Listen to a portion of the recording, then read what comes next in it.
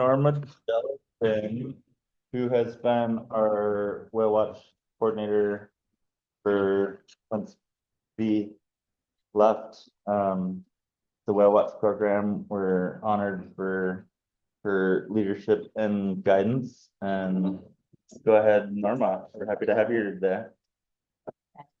Okay, great. So thank you everyone for being here, whether in the room or on the Zoom. And I'm just gonna run through some slides, and if you have questions, if you could jot them down or remember them, maybe we'll save them till the end, or you can also put them in the chat if you're with us on Zoom. And so I will just move through the slides. Who's advancing? Okay, thank you. We'll go to the next slide. Thanks, Justin. So the what we're talking about today is the Eastern North Pacific gray whale, and that name is because these whales are on the eastern side of the North Pacific. So it seems a little weird, like we think we're on the West Coast, and we are, but it's the eastern part of the Pacific. So, and this is, the gray whale is a mammal. It's a cetacean, so it's part of a group of whales, dolphins, and porpoises. And it's a baleen whale. So these whales have baleen, a lot of the baleen whales, which are mostly the largest of the whales, have baleen in their upper jaws. It's a coastal whale. And that's great for us because it means we can see them from the coast. And for our purposes, we're talking about at Bodega Head, but you can see them many, many places along the coast when they're in their migration. And it's great because that means we don't have to go out on a boat and worry about getting seasick. And so the gray whale migrates along the northern North American Pacific coast between the Arctic Sea and the lagoons where they mate and calve down in Baja California, predominantly on the west side of Baja, and also around into the Sea of Cortez. They use the Ojo de Liebre, the Magdalena Bay, San Ignacio are the main places where they go to mate and to calve. So next slide. So some things that we know to how we can identify them, easily identify them. What's unique about them is that they have a streamlined body with a very narrow tapered head. They have baleen in their upper jaw only. They're a gray mottled whale. So some of the other larger whales are fairly smooth. The blue whale is smooth. The right whale would have a lot of calcification on it, but the gray whale is mottled. It has no dorsal or top fin, and instead it has what we call knuckles or dorsal humps along the top of its body. Flippers are fairly small and paddle shaped, and then the fluke or the tail is 10 to 12 feet across, very pointed tips, and a deep center notch, which is you can see in this photo, which is taken off of in the lagoons down in Baja.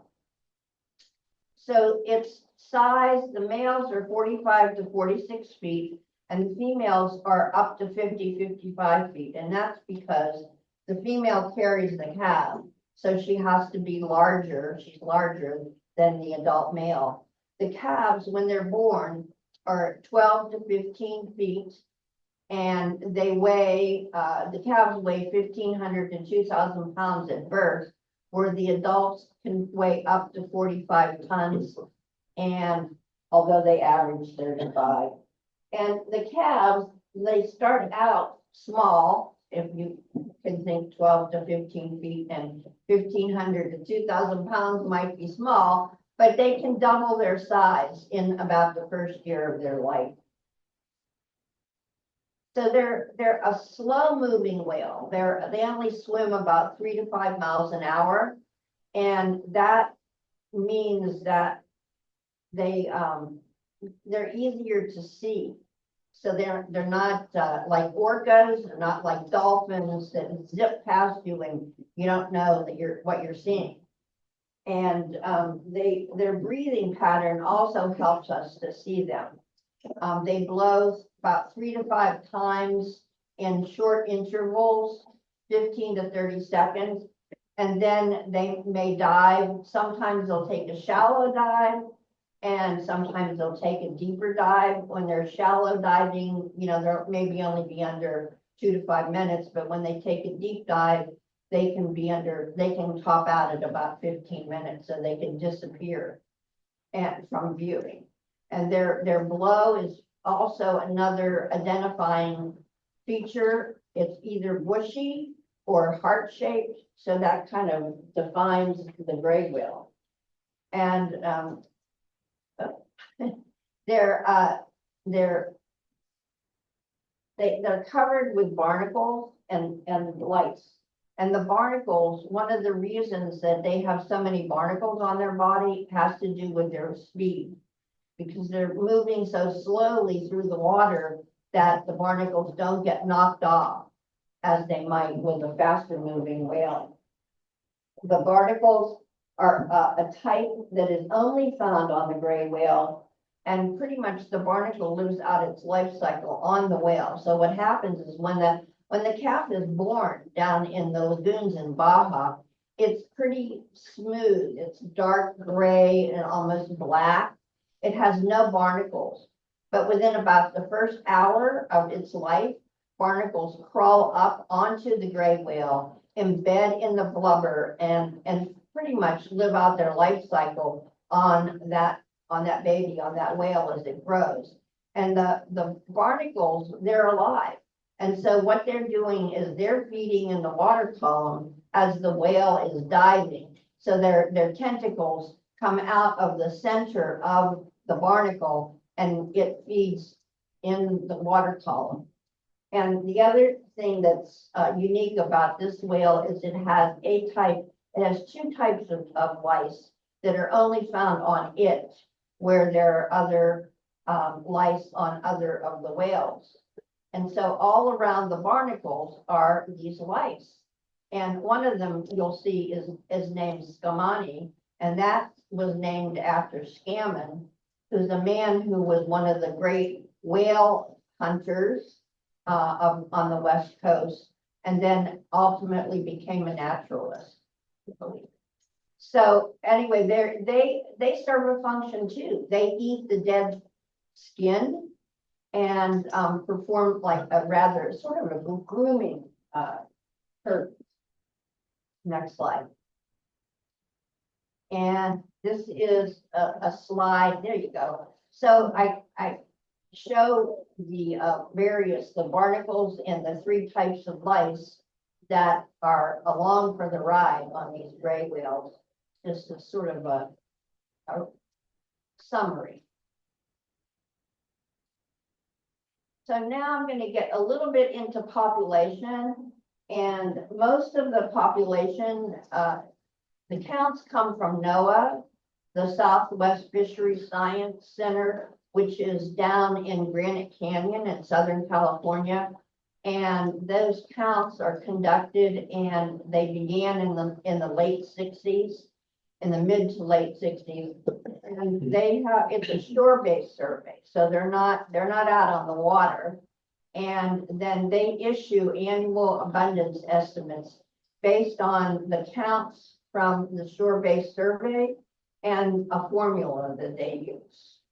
And so the estimates of the population of the gray whale has fluctuated over the years from a high of about 29,000 to a low of 14,500. And again, this is all coming from NOAA, this population information. So we had 2 multi-year unusual mortality events, UMEs, in 1999 to 2000, and the most recent one was a longer one, it was between 2019 and 2023.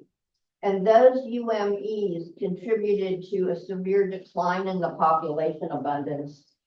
But in both cases, the abundance of this population, they were able to rebound. And part of their name, the Latin is robustus. And so some of the naturalists like to point to that and say that this is a robust whale and it has come back from decimation once we stop hunting them, of course, and given the UMEs a couple of times. So the current southbound population, the estimated abundance during the 23-24 migration was 19,260, and that was a 33% increase from the 22-23 season, which was low, and that was the 14,000 figure, because they were still in the unusual mortality event. And that low was roughly the same population abundance number as when the count started back in the 60s. So you can see that there was a severe drop off. But the calf abundance has not rebounded similar to the overall population. So the 2024 calf numbers was 221 that was given to us by NOAA. But that was an October 31st figure that came out of NOAA, and it was one of the lowest calf population figures on record. So we're a long way from getting back to abundance with the cow. And the next slide is something that we'll have at the Whale Watch table. And I have a copy of it laminated up here, and it'll be with this talk on the website. But this chart shows the abundance and the calf production over the years, and the number of calves born annually. So you can kind of get a figure, an estimate or a concept of how the population has gone up, and then it's plummeted.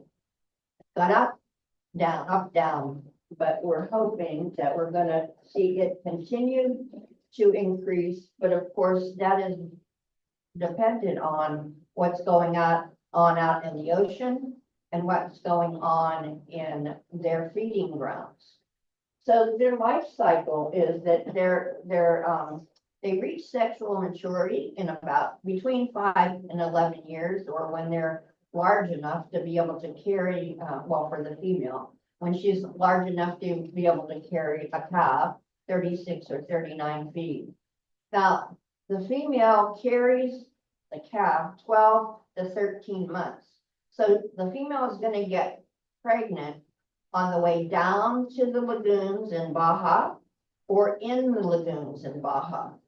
And she's going to then she'll be in the lagoons until the signal comes to know that it's time to head north, about when the ice should be reduced enough so that they can get to their feed.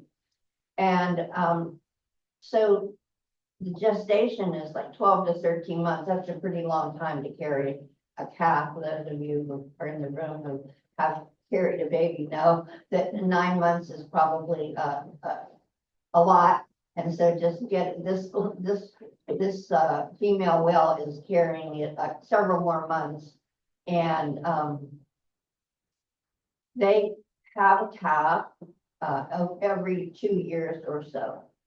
And the female is nursing from the time the calf is born until they go and are up in Alaska, about 7 or 8 months. She's nursing 50 gallons a day of very, very high fat content milk, 53% fat compared to our milk. Human milk is about 2%, and it's about 15 times the fat content of a cow's milk.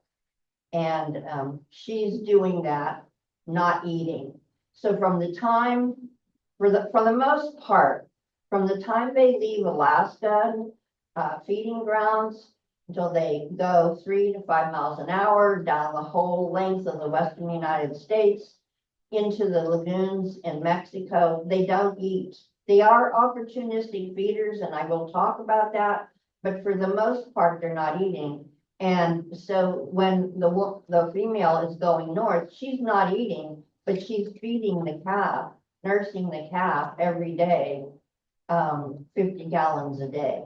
And a fun thing to say to some of the kids when they're out at the head is that you ask them how many gallons of milk a day they drink, and they kind of look at you like, what? And then you say, well, the mom is feeding the calf. That calf's drinking 50 gallons of milk a day, so it's a little bit more than you drink. Okay, and so then again, I think I covered this, that they breed mostly on the southbound. They breed only on the southbound migration, mostly in Southern California waters. So you'll see it around LA, San Diego, in the Pacific lagoons of Baja. These three lagoons, particularly Ojo de Liebre, Laguna San Ignacio, and Bahia Magdalena, which is the furthest south on the peninsula. And then some of them also go over into the Sea of Cortez. And that's it on that. So the migration, it's a pretty long migration, 10 to 14,000 miles. And that really depends on where they start and where they end up, what lagoon they end up in. But it's the longest migration of all the marine mammals. The southbound, typically we see the southbound start out of Alaska in October when it begins to ice up. And then during that migration, we start to see them off the coast here more in November, definitely December, when it starts to pick up. In January, we start whale watch, but they're on the horizon at that point. And because they're using the California current, which is a current that is further out. They're in the lagoon 2 to 3 months on average between December and April. And a lot of people go down to some of the lagoons to be able to see the gray whales mating and calving in the lagoons. It's quite a spectacle to see them. They breach a lot when they're in the lagoons. There's a lot of mating behavior that you can observe. And then, of course, the mother has the calf, and the calf is learning to swim and hanging out with the mom. A lot of times lays across the back of the mom to rest. So the northbound migration, again, is a couple of months, 2 to 3 months. And we start to see the northbound in February. And February is kind of the crossover time where we're still seeing some southbound whales, and we start to see the northbound whales. And why do we see the southbound whales still? Because they're the juveniles. And the juveniles are not going to go to Baja. They're not sexually mature, so they're not going to make the entire trip. So they kind of lollygag around, and then when they see the northbound migration, then they turn around and they go ahead and go north. And on the northbound migration, they're closer in, so we can really see them. They're using the Davidson current, which is a close in northbound current. And we see the first ones to go north are the newly pregnant females, because they want to get up north. They want to eat. They haven't eaten since last year, and they're pregnant, and they want to get up there where the food is. And the next ones to move past us are the males, and then the immature males and females come. And the last ones to move past us are the cows and the calves. They come in April, from April to June, but peaks in May. And of course, they're closest to the shore because the calf is nursing. So the mother needs to stop and nurse, and the calf needs to stop and rest, because it's a baby, and it needs some time. So where did they feed? Well, traditionally, mostly in Alaska. They use 3 areas of the ocean: the Chukchi, the Bering, and the Beaufort Seas. And they're up there about 5 months or until the ice forms, then they know it's time to leave. They're opportunistic feeders. And yeah, the next slide. They go down to the bottom of those seas that I mentioned. They suck in mud and water, and they push the mud and water through the baleen, which hangs from their upper jaw. And what gets left behind are these little amphipods that live in the bottom sediment in those oceans. And they get caught in the bushy hairs of the baleen, and then the whale licks it off and swallows. So the whales are mostly right-sided. How do we know this? Because the barnacles are mostly not there on the right side of their head, because that's the side they go down and do this plowing action through the waters to suck in the mud and get to the amphipods that live in the mud. They create these craters up there in the oceans. They're about 7 foot because that's the size of their head. Their head alone is 7 feet. And it's great. They're churning up this mud, and it benefits. There are pelagic birds that migrate from Alaska to South America, and in the churning up of the waters, the pelagic birds are out there feeding on what's being suspended in the mud. This gives you an example of the size of what they eat. So you just kind of think, okay, here's this whale. It's like 50 feet, it's 30 feet, it's 40 feet. And this is what they eat. It's tiny, tiny little amphipods that live in the sediment. And, they're eating, when they're up there in Alaska, they're eating about a ton a day.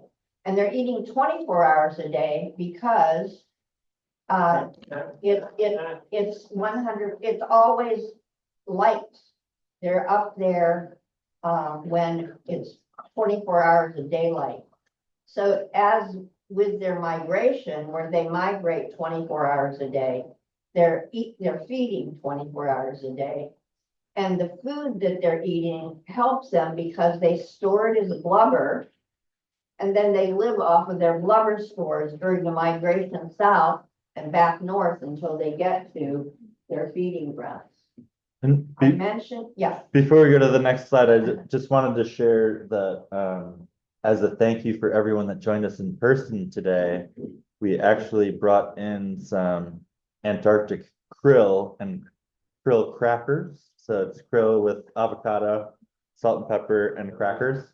So you can try it yourself. It's on the table if people would like to do that at some point. So Yeah. it's not creepy crawly. No, So. it tastes pretty good. But it's not something we usually eat. What am I eating?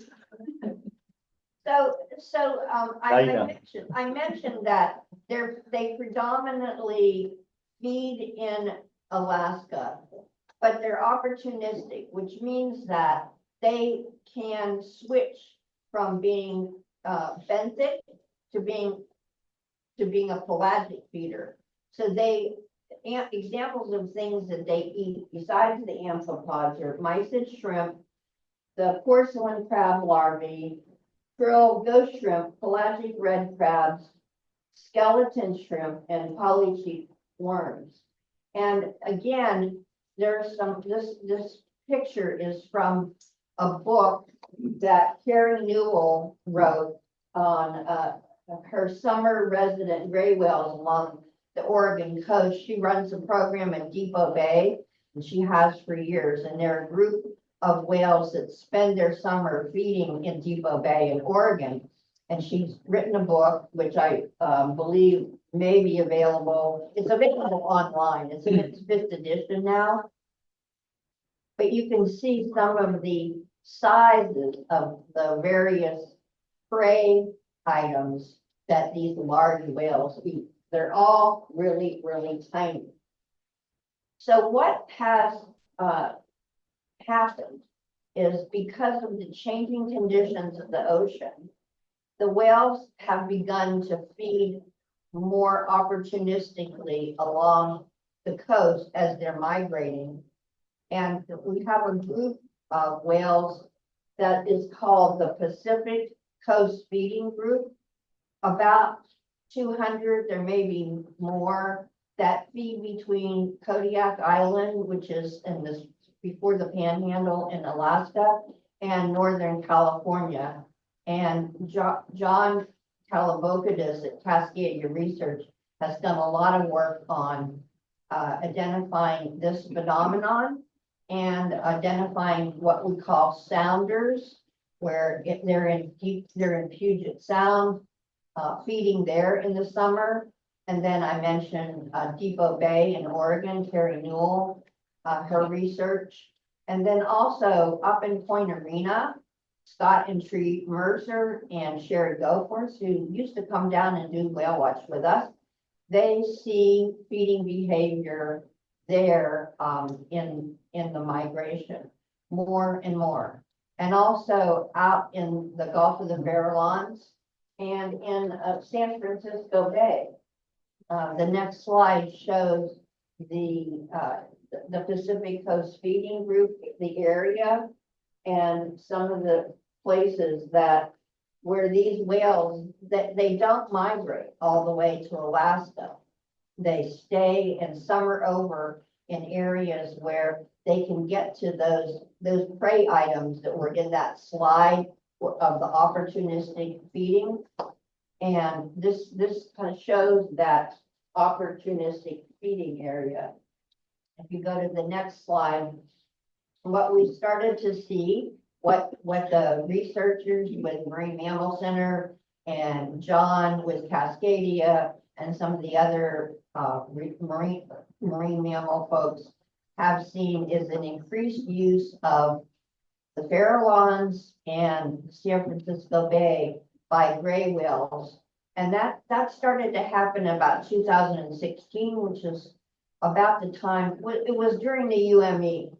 And so there's been a lot of data collected by the Marine Mammal Center, but this phenomenon of summer feeding whales not going all the way to Alaska has been going on for probably about 20 years. But the Marine Mammal Center has begun to collect some data most recently, and they put together a photo ID catalog where they captured both the right and left side of the whales, and they've been able to identify 75 whales that consistently show up in the San Francisco Bay between February and March. And they have one whale that spent 75 days in the San Francisco Bay. It's the longest time that there's ever been knowledge. Well, first of all, whales didn't go too much into San Francisco Bay, except when they were dead and taken in to be rendered, because we had whaling sites at Point Richmond, Point Malate, and down at Hunters Point that operated until the 1950s. But live whales in the bay are fairly recent phenomenon. And as I said, this whale spent 75 days in San Francisco Bay. And we're waiting for this research project that's underway right now by a master's student in her graduate program at Sonoma State. And she's writing about these changes in feeding behavior. So both in the bay and off of Pacifica recently, as recently as 2022 and 2023, gray whales were observed using three pretty much atypical foraging methods. They engaged in lunge feeding, skimming, as well as bottom suctioning and grubbing.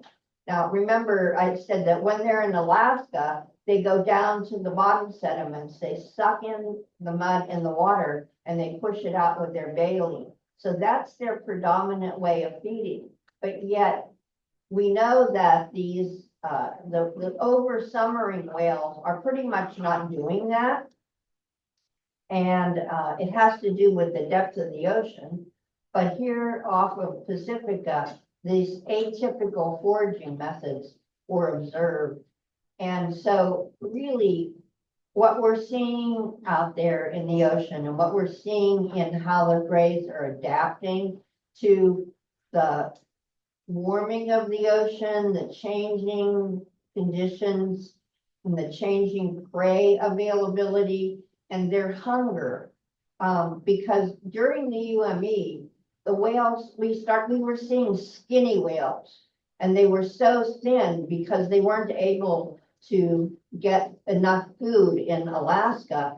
And this is, we believe, is when they started more and more of this atypical foraging behavior and eating some of the prey that they wouldn't normally be eating because they couldn't get enough food up in Alaska. But the questions remain about what we've been seeing in the Bay Area, the Marine Mammal Center.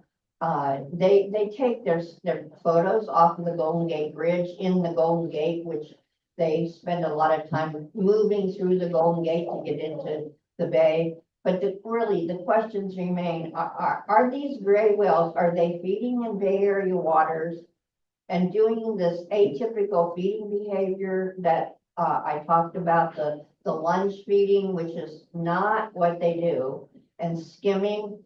Is this a longer term change in feeding behavior? Is this different? Is this a change in their migration pattern where they're coming into the bay to try to find food?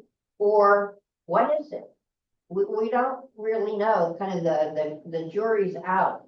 But there was a paper written by some of the folks at the Marine Mammal Center. Mark Weber is a Marine Mammal Center staffer. Bill Keener has been doing observations off of the Golden Gate Bridge for years and years.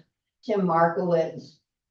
They wrote a paper about this atypical foraging behavior off of Pacifica, and it was published in Aquatic Mammals. I don't remember the date, but if you're interested in that, you can certainly look that up. But again, when we think we know the sort of go to Alaska and eat, go to the Baja and mate and have calves, go up and down the coast and pretty much don't stop, don't feed. But yet we are starting to see atypical feeding and foraging behavior. And really, we don't know if that's erratic or it's intermittent or it's a new way for them to survive. So that's it. And this is the picture I took up in Coopville in Washington of a gray whale hanging from the ceiling, and I loved it because they put the baleen in the upper jaw, and you also can see some of their rib bones and their vertebrae. And we do have these at our display table at Bodega Head at Whale Watch. We have a rib bone, we have a vertebrae, we have some baleen, we have krill, we have whale lice, and lots of pictures, lots of books, and mostly what we have are enthusiastic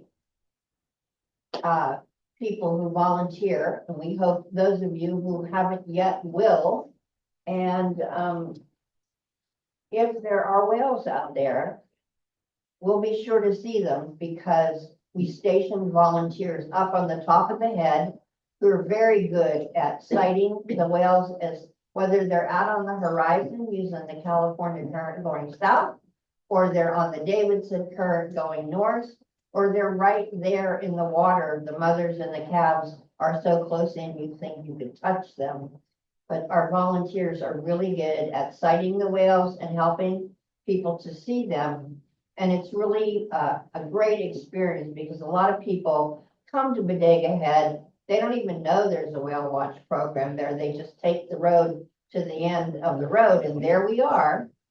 And, but when they see a gray whale, I mean, they jump up and down, they cheer, they're just so excited to see that because, you know, not a lot of people get to see a whale up close like we do. So we hope that those of you who are on the Zoom and those of you who are in the room who are new will choose to join us doing whale watch this year. We start in January. Thank you, Norma.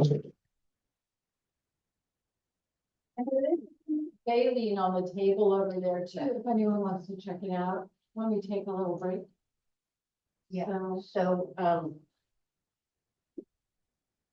yeah, we can do that now, take a little break right now. well, yeah, it's up to you. Next, up is, Colleen is gonna talk about some of the logistics of whale watch, and we can take a break now and then come back and Colleen can talk us about what to do when you show up at the head, what to wear, when to show up. Okay, Colleen, we'll take a break now and then we'll come back and you'll be on. Great, thanks.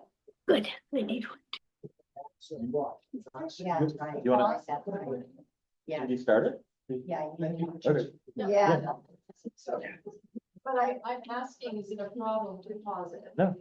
I would, that's a better thing to do than to keep it going when there's not. Okay, right anything here, happening. so I just hit that, pause recording. Exactly. All the coordinators in the room, the draftmans are with us, remote, they're usually here. We have Jeff Goldman in the back of the room, we have Richard Ship somewhere, and, there he is, and Jennifer Sinini. So we're all of us, one of us, or more than one of us, will be out at the head, every day that we're there. So take it away, Colleen. Okay. Well, I'm really sorry not to be there because this is the part that I really enjoy so much, meeting the new people and reacquainting with the ones who are returning. So today, though, I am going to focus on what to wear. Now, think about it. We're on Bodega Headland. There's nothing to protect it from the wind, and believe me, we get lots of wind out there. So sometimes it can be pretty cold. Be sure to layer. That's the most important thing. Wear lots of layers. So if we get lucky and it warms up, you can always peel some off. And a hat that stays on in the wind is really important too. I recommend one with a brim because it helps with the glare and everything. Sunglasses with polarized lenses. Often I have stood next to someone and after spotting a whale and say, see, it's right there. And they're going, where? And then I look at them and realize they don't have dark glasses on, or especially polarized glasses. And so they can't see it because of all the glary bits from the water. We be sure and have gloves, keep your hands warm, warm shoes or boots or whatever works for you. Just warm is what it's all about. Our shift is from 10 to 2. So we used to say a little later, but we found that in the afternoon, particularly, the wind can really come up at times. So if you feel like it, you can certainly stay, and if we get lucky and have a nice day. But our official shift is 10 to 2. So you'll want to bring a lunch or a snack so that you can, keep your energy up. We do try to rotate for quick breaks so that somebody's always there to talk to people. Now, if a day like today comes up where the weather just works against us, the coordinators will call and let you know if we're canceling. When you sign up, be sure to include your phone number where you can be reached and your email so that if that happens, we can let you know, and then you don't have to drive all the way out there and find out, whoop, it's been canceled for the day. Um, I just have to add my feelings along with what Norma said about the excitement that people experience in seeing the whales. And even after all these years that we've been doing it, it's just such a pleasure to allow or kind of direct people to be able to see these wonderful whales, these huge animals in their natural habitat, doing what they do, and we get to observe. Aren't we lucky? So we look forward to seeing you out there. Any questions? Could you add sunscreen to that? Sunscreen, yes, yes, absolutely. I wear it every day, so I don't even think of that. Is Rich sleeping? Yes. He looks like it, doesn't it? I'm here. I'm here. He's got our new puppy on his lap. And she is, she's all stretched out. I don't know if we can see. Yeah. No, I don't think you can see her. Oh, she is.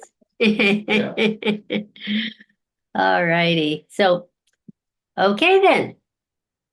Onward and upward. So, yeah, I don't know if Jeff or Rich want to add anything briefly, any comments to folks about their experience, or Jennifer, I know you were out there in the past and then you came back because you just couldn't resist. You mean about the clothing and stuff, or? I don't know if you want to say anything, like. Speak up. You want to say something, Rich, or, because I'll say something. Go ahead. Whale watch is about timing and luck, like everything else in your life. Okay, so we can sit out there and not see any whales, or we can see a plethora of whales come by. Okay, the main job that we do is we interact with the people at the head. And that is like being at an airport. There are so many different types of people from all over the world. One of my big questions is, how did you find us? Right? They come from Europe. You have so many people from Europe that find their way out to the head. Right? You get people from the Midwest that show up and see the whale like they were talking about for the first time. It's like watching a 12-year-old hit a home run. Okay, so that's the best part of this for me, is because the whales aren't always going around. So you need to get the gap, and you can't be afraid to talk to people. We wear a neon green vest. So they're gonna come and talk to you, so you don't have to go up to them. They will come and ask you. And then you just start talking, and they don't always talk about whales. They talk about everything on the head. They'll tell you where they've been seeing whales. So that's the most interesting part to me. And you gotta be able to talk to people and not be afraid. Richard? Yeah, so I guess the most interesting part for me is interpreting, talking about the gray whale by using artifacts or biofacts that we have on the table out there at the head. And it allows us, Speak up. Speak up. it's allowing us to share our knowledge about the whale and the issues it goes through with in its lifetime. And you could do both. You could go out and help people spot whales, and you can also do the interpreting, so you can vary your day. You don't have to be just doing one thing. I think that's important to know. So you can definitely bring along water, maybe a snack or something as well, because you can get dehydrated out there in 4 hours time easily. So And we encourage you when you're on, up on the top, we call it, on the head, looking for the whales, but also, you know, I like to wander around amongst the people that are standing, and I'll just walk up to someone and start talking to them about the whales, and, you know, this is why we're here. You know, we're here looking for whales, and just start chatting with them. So you don't have to, you know, say, oh, I can only interpret down at the table where we have the bones and the other artifacts, and we have a poster and lots of pictures.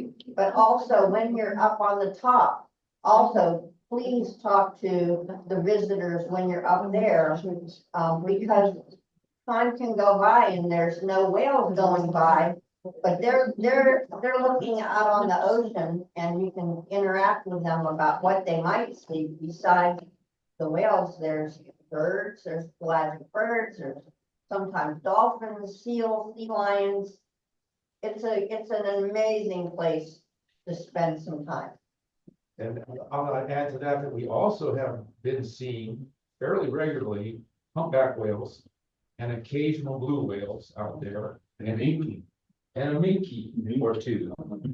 Not common, but those who are good at spotting whales have seen these and pointed it out to others, which your skills can be, you can get up there pretty quickly if you, can I add anything else at this moment, or do I have other time to do that?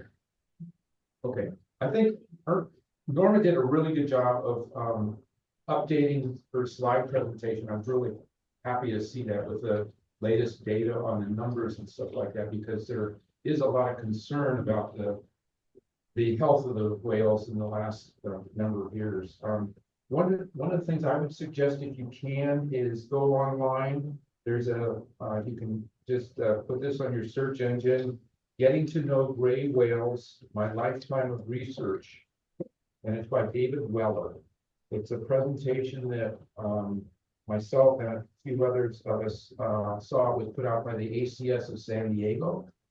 And it's a really good program.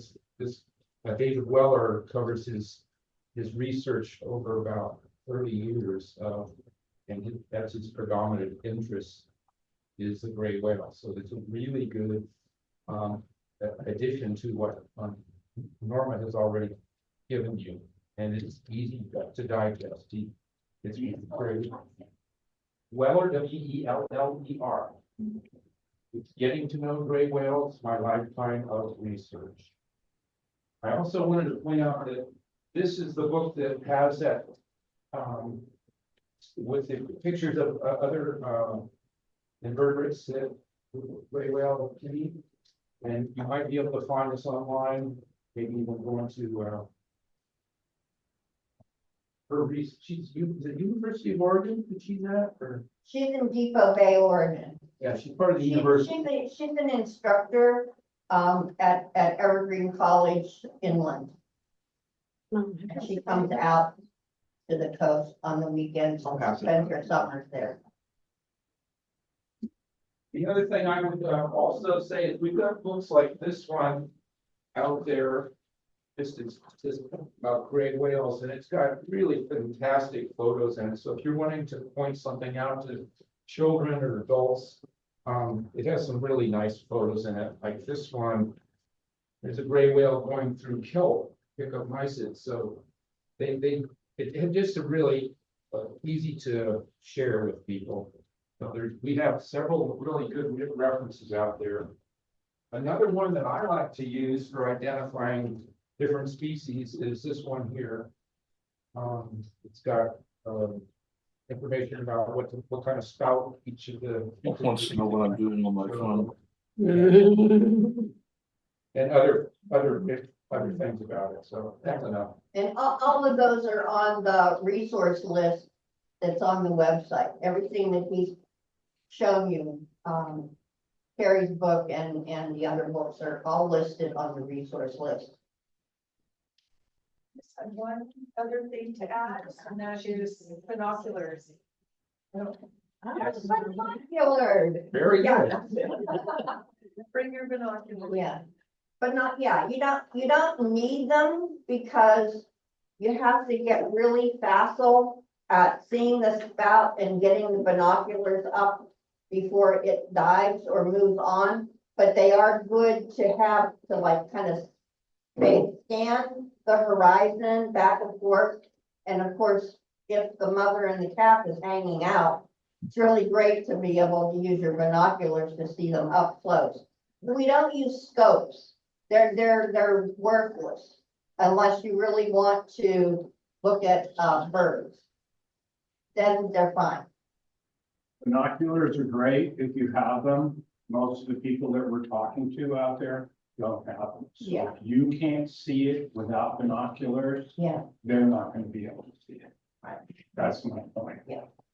Or have it set with you that you're willing to share with other people. Yeah. Because I do have a pair that I pass around when Yeah. I'm different places. We used to have binoculars Still do. at the table. Now, I think I sent them to the stewards Did you? because Well, we just don't use some them. of us bring extras, so. Yeah, I mean, I'm happy to share my binoculars with people. I put the strap around them so they don't fall and break. But yeah, like mostly your bare eyes will do. And then when you get good at it, then you can bring the binoculars up and get a closer view. It's really fun. I do have one more thing, and that is that there's some really experienced people out at the head, and if you have questions about whales, if you're just getting into it, talk with them and just let them share Well, their that's what we all are. wealth of All the knowledge. whale watch volunteers are the really experienced people that are gonna be there and are happy to answer your questions. Happy. Colleen, did you have something to add?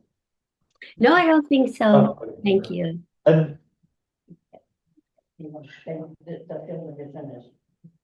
Norma, did you want me to share how to get signed up? I Or- think Lisa was gonna Okay. do, Just so you can do it. or, I'm sorry, go ahead. I'll do it real quick. And then, in the meantime, while I get it queued up, hypothetically for a second, and, realistically, I'm whale curious, but I'm not an expert. I have time on weekends. I'm interested in coming out. I don't know too much. What's the best way to get involved? Well, I think what you wanna do is when you do, hopefully you will sign up so that we'll know how many people we're gonna have for volunteers on any one day. The coordinator knows, are they by themselves? Do they have 3? Do they have 2? Do they have 10? And it varies how many people show up. But if you just wanna come or on your first time out, go to the table because generally the coordinator will be at the table, which we have right at the entrance where you would walk up to the overlook, and introduce yourself.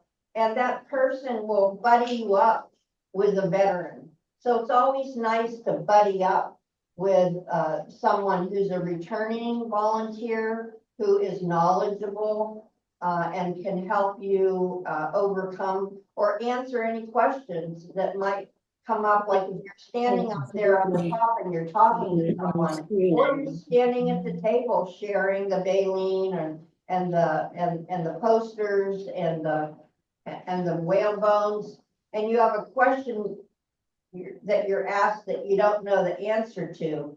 One of the volunteers who have been there will help you go to them, turn to them and say, gee, I don't know that answer, but maybe Roger knows it, or maybe Jennifer knows it, or maybe Amber knows the answer.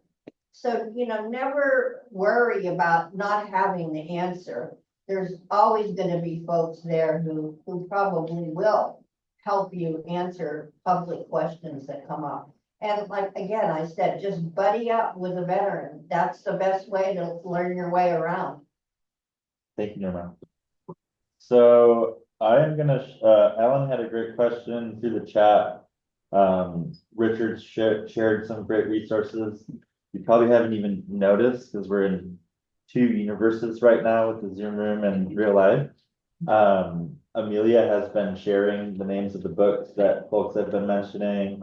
She shared Norma's list of resources, which was just re-uploaded on the website last night with the latest information. It all has links. What I'm here to do right now is just show folks how to navigate to get more information and to navigate to sign up.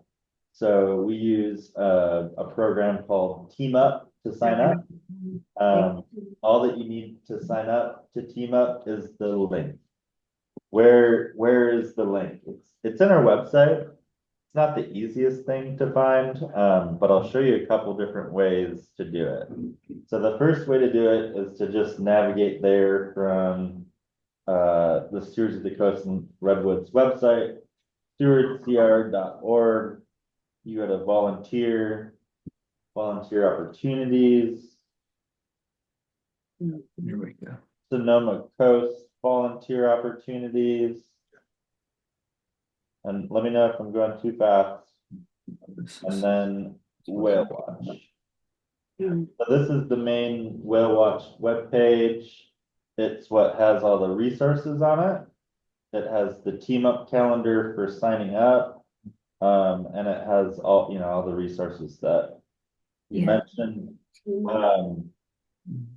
What if I forget how to get there? Because that was like 3 steps. Stop. You clicked on all those things way too fast. Nobody Exactly. can see them. You I need know, to go I'm so back. sorry. I'm so sorry. And that's a perfect segue into what I was mentioning as the easier way to get there. So like we're trying to get to this whale watch page on Stewards of the Yes. Coast website. I wish I could recommend navigating through our website was the best way to do it, but I'm a Googler. I'm a Everybody who's out there is not a Googler. They're all, most of them are retired people. Yeah, okay. So if you're not a Googler, if you're just a retired person, all you have to do is have a search engine through a computer internet browser. And, let's hope we get lucky with this and hope that it works. But I'm just gonna type into a search engine or a browser, Whale Watch Stewards of the Coast and Redwoods. Ooh, we got lucky. The first page that came up when I did that was our Whale Watch volunteer page. So that's really the easiest way to get there, okay? And before I click on too many things again, I just wanted to point out that we have a video that shares exactly what I'm going to talk about next. And it's in this other Whale Watch resources. It's the video, how to sign up for a shift on Team Up. And, I don't know if the sound is working.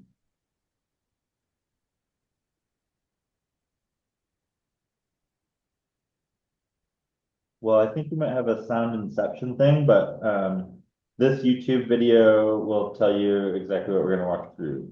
I think I Yeah, said. the sound is muted on that. Okay. Oh yeah, the sound is muted on this computer. Okay, so I'm gonna go back to the Whale Watch page and show you guys the link to the Team Up calendar. This is something that we've been using for a couple years that works decently. It's not a perfect solution. You don't need to log in. You don't need any credentials. All that you need to do is click on the Team Up link and you can look through the schedule of shifts. That's yellow. So there's different, Yeah. different views that you can Hey, look we at, didn't do that. month, week. You essentially go through the calendar and find out what dates you're free and interested in joining a Whale Watch shift. And then all that you need to do to sign up for that shift is click on the date, click on sign up, enter your name and information. So yeah, this is how you sign up. So I'll, as an example, Put our phone number. sample. So after your name, put your phone number. You don't actually need to put your email address in, but it really helps for the shift coordinators. In the case of inclement weather, rain, wind, tsunami, hurricane, anything in between. It's easier to have phone numbers and email addresses so that they can reach out to people with the latest information, especially if something needs to get canceled. So Probably, we might send out an email the night before if we're Yeah. absolutely sure that, it's gonna be, raining and gale force winds and we're gonna cancel. Yeah. We can send out a group email to everybody who signed up. That way, you'll know and ahead of time, not to come, not to come out. Nobody's gonna be there. Is there a wind mile an hour, trigger that we typically cut it off at? No, No. Not wind, okay. no, when we get out there, if it's bad, we'll shut it down when we get out there. But if it's bad wind, but, rain is common sense. And there's a weather advisory, I mean, on my, every day on my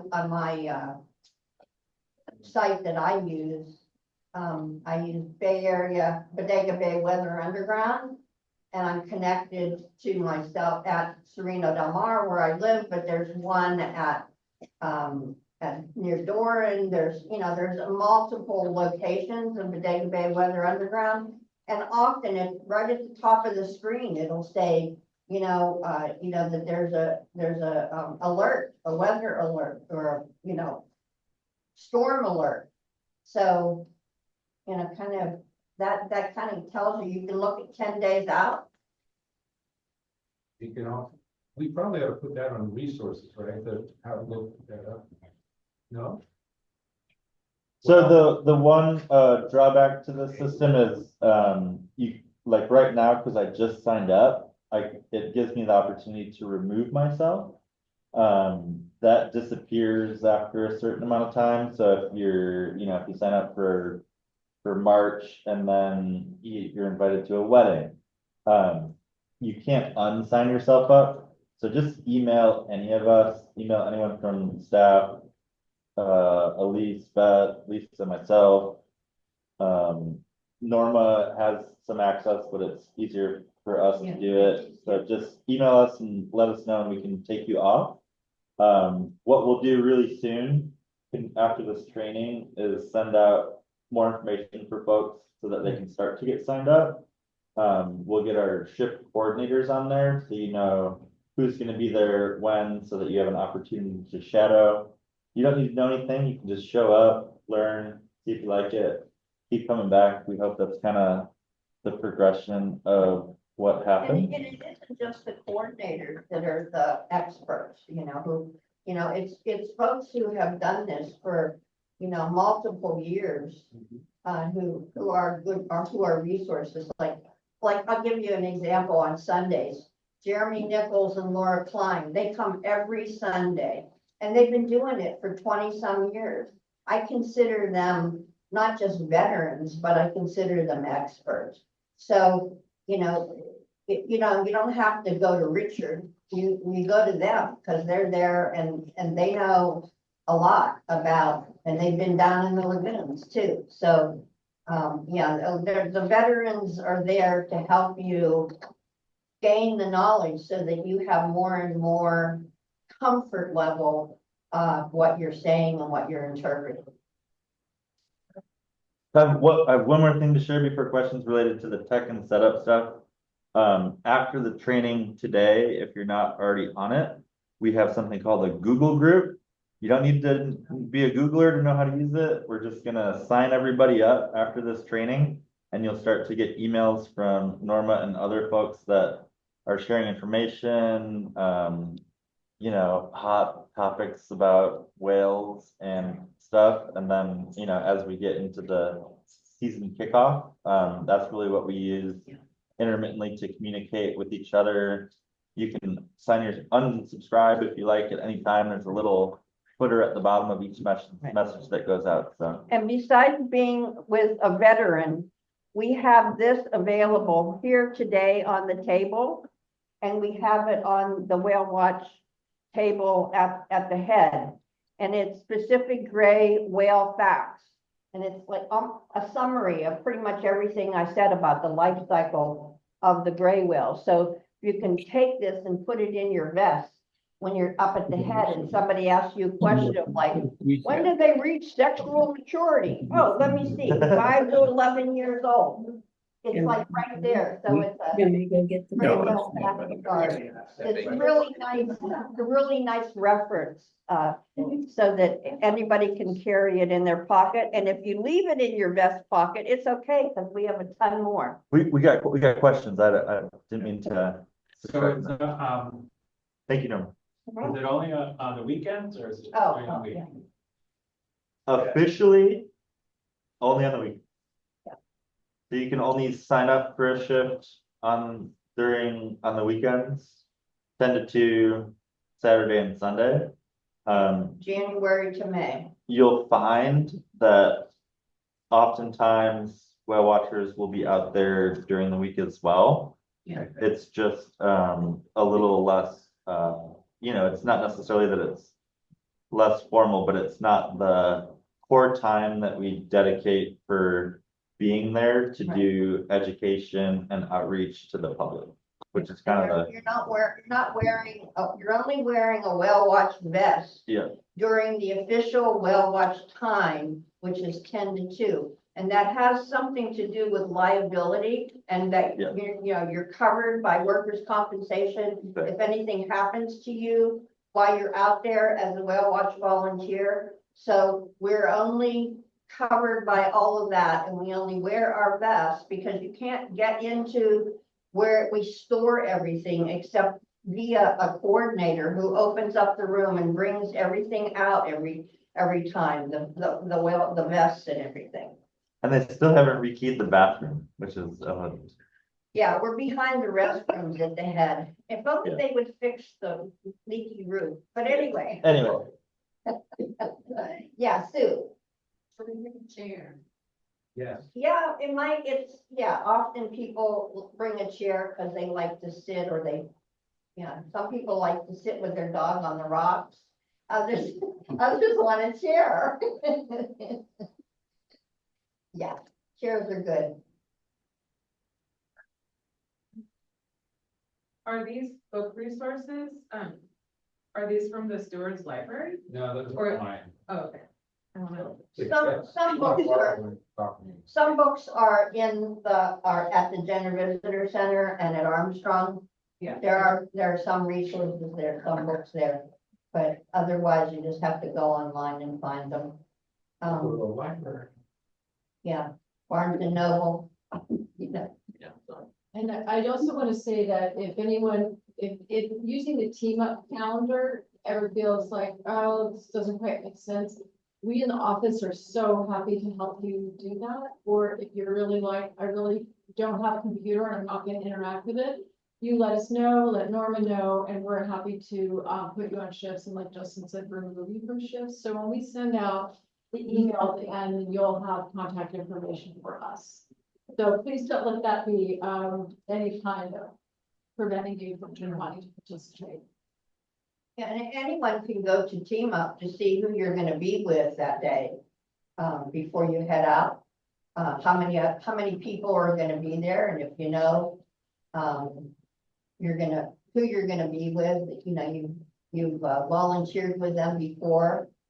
So as much as we, the coordinators, wanna know who's gonna be there, how many are gonna be there, if you're interested to know who you're gonna be volunteering with that day, you can certainly look on Team Up as well before you head out.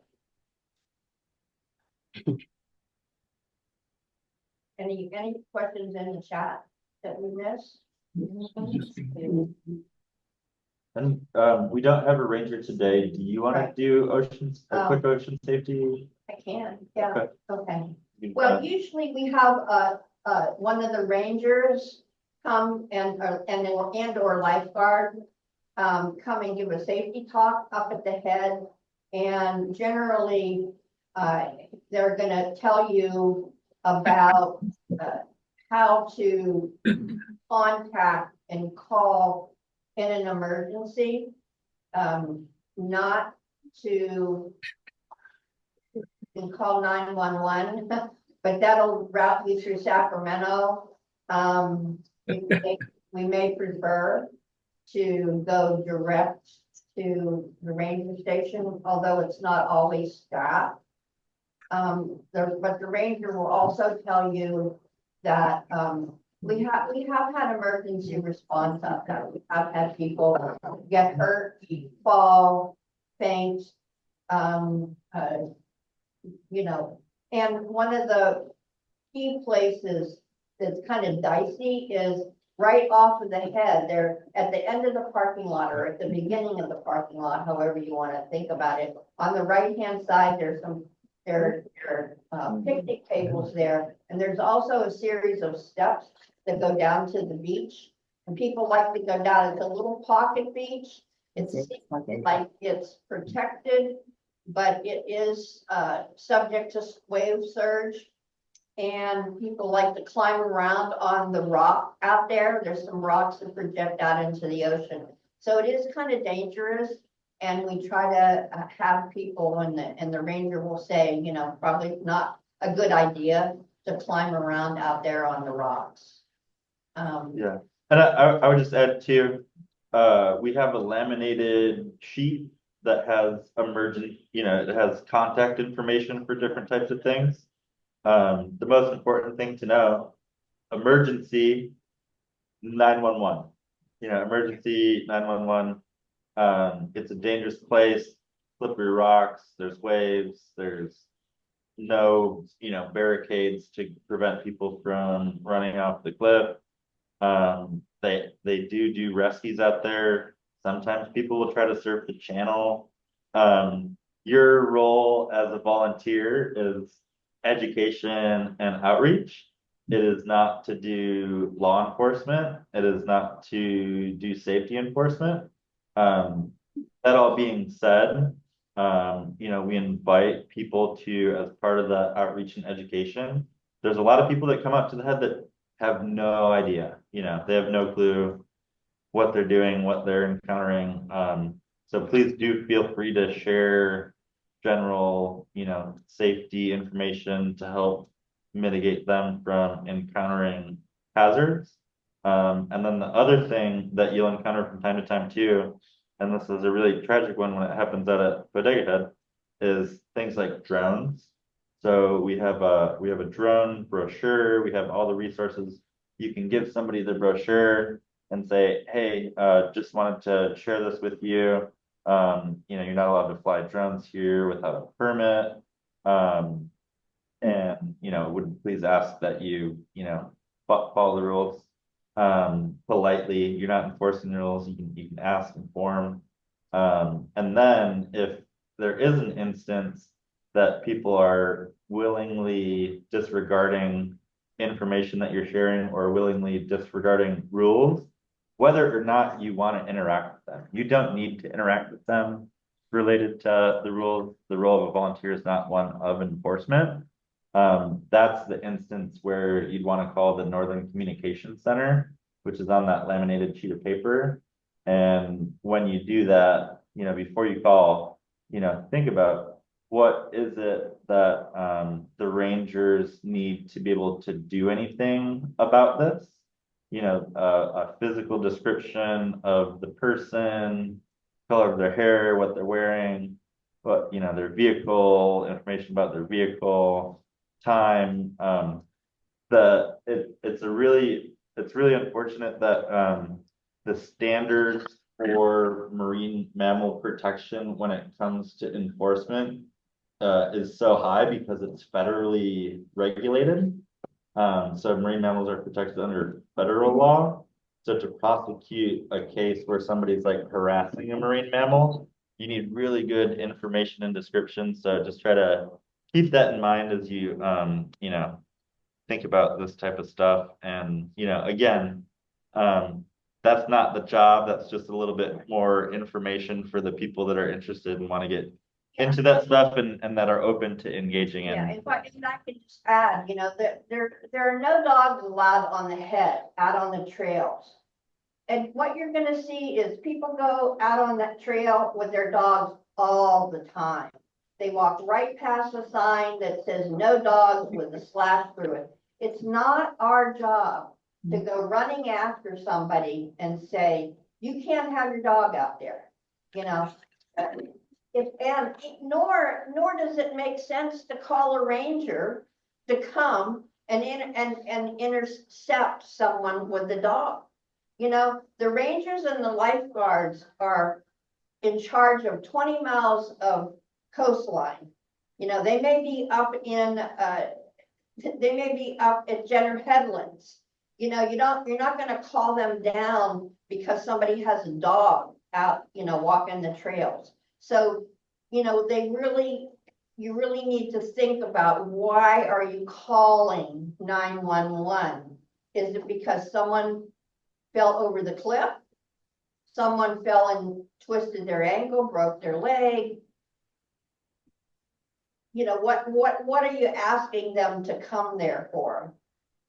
So again, to Justin's point, we're not responsible. we're not the cops out there. Just a point, I had a guy come up one day being a smart ass and said, well, what are you guys gonna do if I jump off the cliff? Call 911. So dumb. I told him we don't get in the way of natural selection.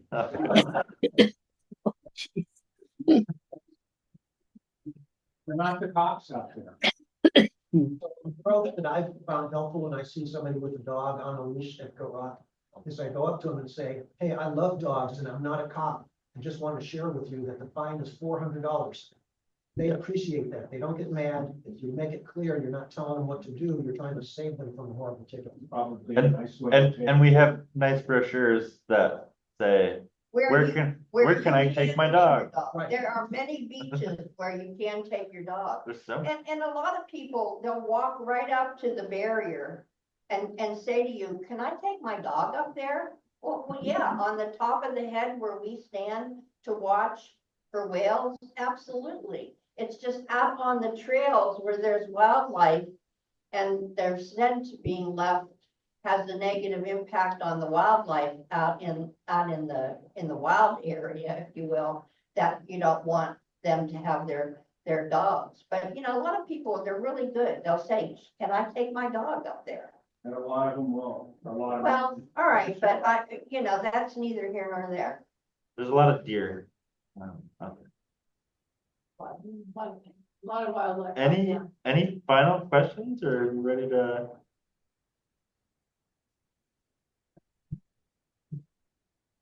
Just thank you, everybody, for coming. Thank you, everyone online on Zoom for joining us. And next steps, please reach out and we're happy to get you started with your volunteer journey. Thank you. And we'll send out an email to everybody. Thanks everybody online. Thanks Amelia for helping moderate. Thanks Elise for making krill crackers. They were very salty. That was me. I put extra salt. And yeah, thanks again everybody for being here, and we're happy to talk more and answer questions, but honored to have you here and hope you'll join us. Oh, see you there. Thank you all. Have a solid